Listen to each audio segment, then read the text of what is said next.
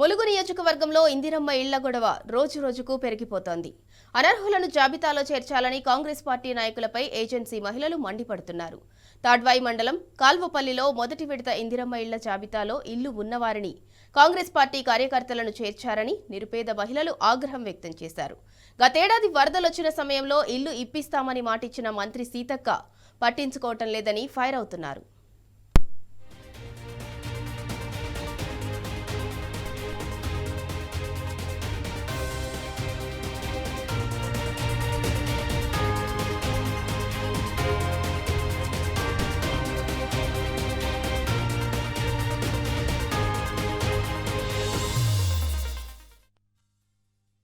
పేదలం ఘోరంగా అంటే ఘోరంగా పేదలం. మా గురించి ఊళ్ళో కూడా తెలుసుకొని మా గుంట భూమి కూడా లేదు. మాకు పక్క ఇల్లు రాలేదు, ఇందిరమ్మ ఇల్లు రాలేదు మాకు ఇంతవరకు. ఉన్నోళ్ళకే ఇల్లు ఇచ్చారు, మాకైతే పేదలకు మాత్రం ఇల్లు ఇవ్వలేదు సీతక్క. దయచేసి మంత్రి సీతక్క గారు మేము కోరేది ఒకటే, మాకు పేదలకు నిరుపేదలకు ఫస్ట్ ఇల్లు ఇచ్చి ఉన్నోళ్ళకి ఇల్లు ఇవ్వాలి. మా కాలపెళ్ళిన మాత్రం మొత్తం భూస్వాములకే ఇల్లు వచ్చినాయి కానీ పేదలకు మాత్రం ఇల్లు రాలేదు. దయచేసి అక్క సీతక్క, నేను పురుషోత్తం సుధాకర్ను, రోషయ్య కొడుకును, కాలవపల్లి గ్రామం మాది. మాకు ఇల్లు ఇవ్వాలని, మా పేదలకే ఇల్లు ఇవ్వాలని నేను కోరుకుంటాను.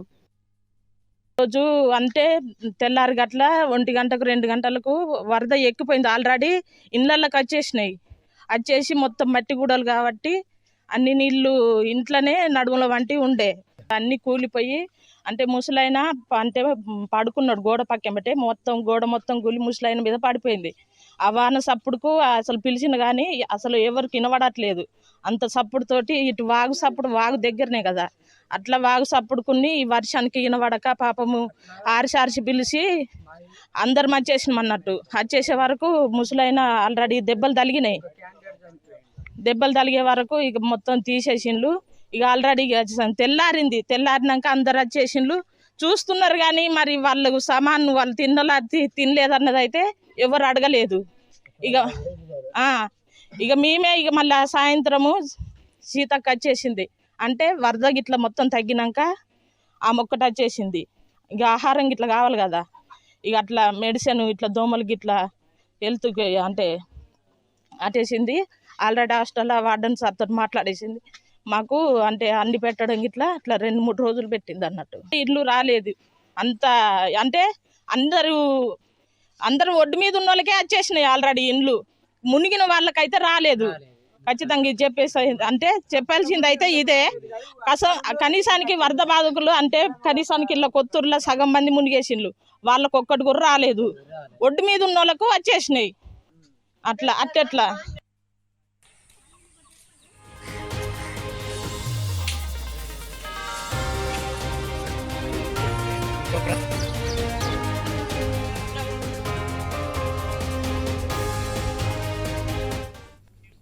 ములుగు నియోజకవర్గం ఇందిరమ్మ ఇళ్ల గొడవ రోజు రోజుకు పెరిగిపోతోంది. ఇక ఇదే అంశానికి సంబంధించి మరింత సమాచారం మా ప్రతినిధి రవికాంత్ అందిస్తారు.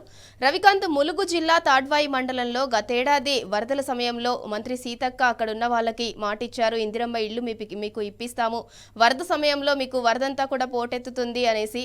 మరి ఇప్పుడు పట్టించుకోవట్లేదని చెప్పి వాళ్ళు వాపోతున్నారు. దానికి సంబంధించి పూర్తి అప్డేట్ ఏంటి?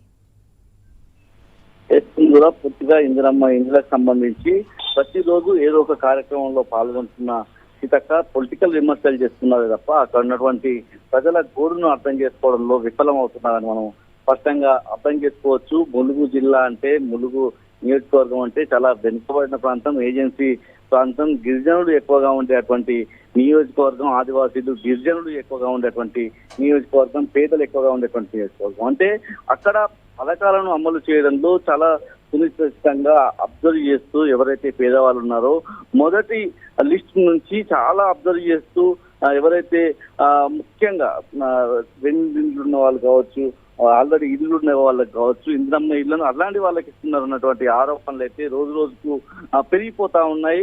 అక్కడ ఈ ఇందిరమ్మ ఇళ్లకు సంబంధించినటువంటి రగడ రోజు రోజుకు ఏదో ఒక చోట కనిపిస్తున్న సందర్భం మనం చూస్తా ఉన్నాం. ముఖ్యంగా ఏజెన్సీ వైపు ఏటూరు నగరం కావచ్చు, తాడ్వాయి కావచ్చు, పక్కగా కావచ్చు, ములుగు మండలానికి సంబంధించి కూడా ఎక్కడికక్కడ విమర్శలు అయితే వినిపిస్తా ఉన్నాయి. ప్రజలు పెద్ద ఎత్తున దుమ్మెత్తిపోతా ఉన్నారు. ముఖ్యంగా ములుగు నియోజకవర్గం అంటే మంత్రి సీతక్క సొంత నియోజకవర్గంగా ఉంటుంది కాబట్టి ఆమె మీద ప్రజలంతా కూడా తీవ్రమైనటువంటి ఆగ్రహం వ్యక్తం చేస్తున్న సందర్భం కనిపిస్తా ఉంది. ఎందుకంటే ప్రధానంగా అర్హులను కాకుండా ఎవరైతే కాంగ్రెస్ పార్టీకి సంబంధించినటువంటి నాయకులు కావచ్చు, కార్యకర్తలు కావచ్చు, వాళ్ళు చెప్పిన వాళ్ళకే ఆ లిస్ట్ లో పేర్లు పెడతా ఉన్నారన్నటువంటి ఆరోపణలు అక్కడ ఉన్నటువంటి ఏజెన్సీ ప్రాంతానికి సంబంధించినటువంటి గిరిజన ప్రజలే కావచ్చు, అక్కడ ఉన్నటువంటి పేద ప్రజలు ఆరోపిస్తున్న సిచ్యువేషన్ అయితే మనకు కనిపిస్తా ఉంది. ముఖ్యంగా తాడ్వాయి మండలం కాల్వపల్లిలో ఇవాళ అక్కడ ఉన్నటువంటి ప్రజలంతా కూడా తమ అసంతృప్తి వ్యక్తం చేస్తున్న సందర్భం కనిపించింది. ముఖ్యంగా మహిళలు అంటే అక్కడ ఉన్నటువంటి మహిళలు కాంగ్రెస్ ప్రభుత్వం మీద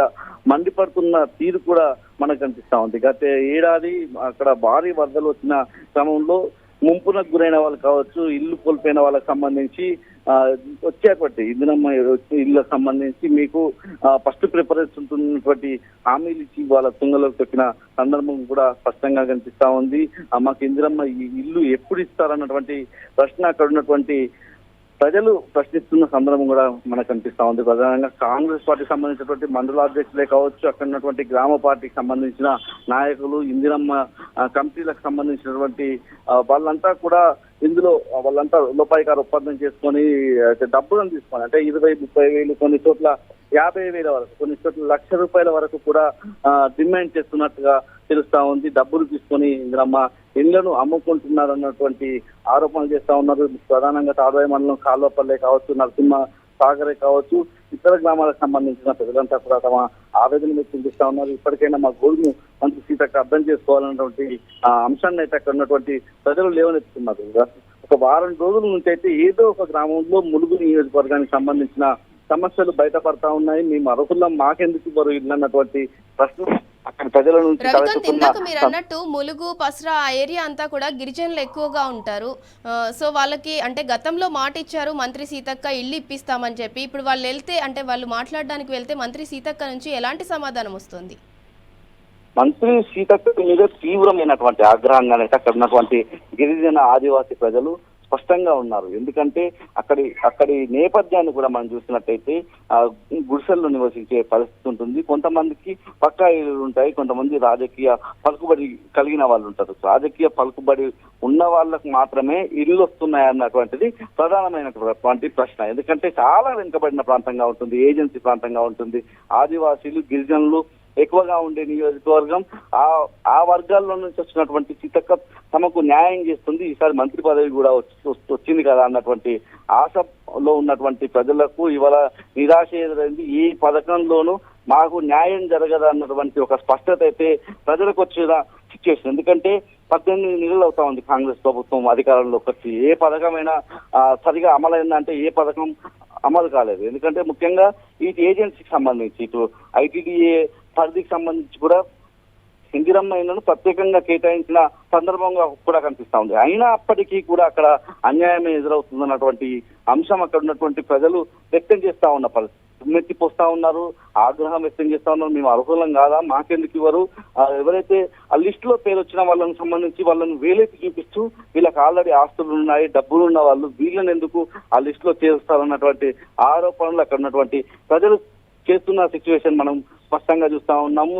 అన్ని మండలాలకు సంబంధించి ఇటు ములుగు జిల్లా కావచ్చు, ములుగు నియోజకవర్గం అంటే 9 మండలాలు ఉంటాయి. 9 మండలాల నుంచి కూడా ఏదో ఒక చోట పూర్తిగా మొన్న ములుగు నియోజకవర్గానికి సంబంధించి, ములుగు మండలానికి సంబంధించి ఒక గ్రామంలో ఆ గ్రామ పార్టీ అధ్యక్షుడు లేకపోతే అక్కడ ఉన్నటువంటి కాంగ్రెస్ పార్టీకి సంబంధించిన నాయకులు ప్రొసీడింగ్స్ ఇవ్వడం పట్ల కూడా తీవ్రమైనటువంటి చర్చ జరుగుతా ఉంది. తీవ్రమైనటువంటి విమర్శలు కూడా ప్రజలు గుప్పిస్తున్నారు. అతను ఎవరు, అతనికి తనకు ఏమర్హత ఉంది, అధికారులు లేరు, అధికారుల సమక్షంలో ఇవ్వాల్సిన ప్రొసీడింగ్స్ తాను ఏదో లబ్ధి చేకూర్చే విధంగా తనకు అనునాయులకు కావచ్చు, తనకు అనుచరులుగా ఉన్న వాళ్ళకు కావచ్చు, తనను ఇష్టపడే వాళ్ళు కావచ్చు, అట్లాంటి వాళ్లకు వాళ్ళ పథకాన్ని దుర్వినియోగం చేస్తున్నారు అన్నటువంటి ఆరోపణలు అయితే స్పష్టంగా వస్తున్నాయి. Right, thank you Ravikanth.